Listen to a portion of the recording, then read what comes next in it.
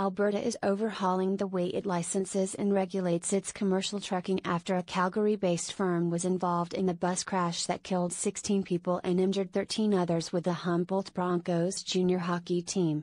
Brian Mason, the Minister of Transportation, said on Tuesday his province is launching consultations with the public and industry stakeholders on 3 proposals, instituting mandatory training for new truckers, abolishing the 2-month grace period firms have to prove they comply with national safety standards, and toughening the road test for all categories of licenses. The province joins Saskatchewan, home of the Broncos, in changing its licensing and regulatory regime in the wake of the April crash, a terrible tragedy that Mr. Mason said expedited a shift that Alberta was already planning to make. A lot of the push here is to make sure that drivers do have a much higher level of training and experience before they get behind the wheel of large vehicle, Mr. Mason said.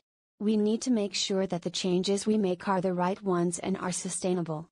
Earlier on Tuesday in Melfort, Sask, the 29-year-old long-haul truck driver was released on $1,000 bail after being charged last week with 29 criminal counts of the dangerous operation of a motor vehicle causing death or injury. After the horrific crash, the owner of the trucking firm told the Globe and Mail that the driver had relatively little experience behind the wheel of a semi-trailer after getting a commercial license in Alberta, where no classroom training is required before taking a written licensing exam and road test. Saskatchewan Government Insurance, which regulates licensing, has already announced that by early next year it would require new truck drivers to complete at least 70 hours of training with a recognized school before they take their exam and road test. All provinces encourage aspiring commercial drivers to undertake such training, but the majority only require drivers to pass a medical exam, written quiz and road test before becoming licensed for long-haul trucking. Only Ontario makes drivers take more than 100 hours of training with licensed school before they are able to take the tests. Stephen Loskowski, president of the Canadian Trucking Alliance, an umbrella group for the provincial trucking associations, representing about 4,500 firms, said provincial standards need to be streamlined. I won't comment on one individual province, suffice to say that we collectively as an industry want to see mandatory entry-level training across the country, he said on Tuesday after the Alberta announcement. Our great frustration is the lack of political will across the country to go along with the industry on this issue. It is a bit puzzling at times.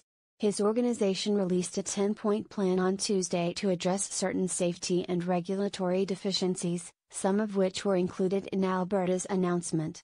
Mr. Mason said the rules of the new licensing and regulatory regime will be hashed out with the public and industry representatives in the coming months to make sure that the changes don't needlessly restrict business.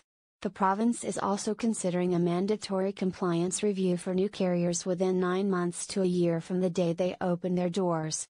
Those reviews would then take place at regular intervals. Mr. Mason said the regular reviews would stop chameleon carriers that get decertified for failing to meet safety standards only to set up shop under a new name. Now that the RCMP have finished their investigation into the Humboldt Broncos crash, the minister said his province can start its own inquiry into whether any rules were broken by the driver's Calgary-based company, Adeshdial Trucking Limited, which remained suspended from operation. With a report from the Canadian Press,